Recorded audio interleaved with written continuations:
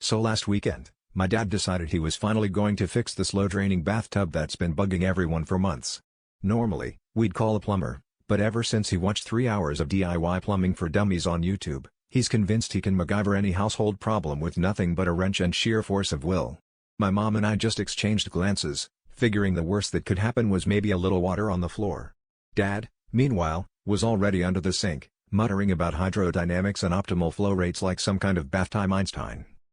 A couple hours later, Dad emerged from the bathroom, triumphant and slightly damp, and announced, "Tub's fixed.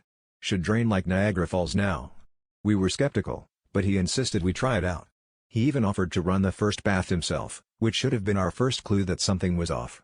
About 15 minutes later, we hear him shout, Can someone bring me a spoon?"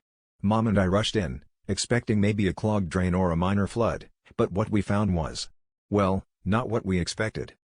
The entire bathtub was filled with what looked like red, wobbly gelatin.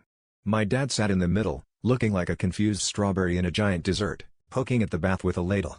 I followed the instructions exactly," he said, holding up an empty box of Jell-O and a very sticky instruction manual.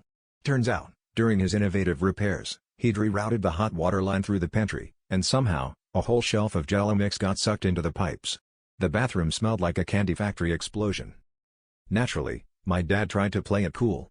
"Well," he said, taking a dignified scoop of bath Jell-O, "I guess I've invented the world's first set bath." He paused, grinned at us, and added, "It's not a hot tub, but at least it's a solid plan."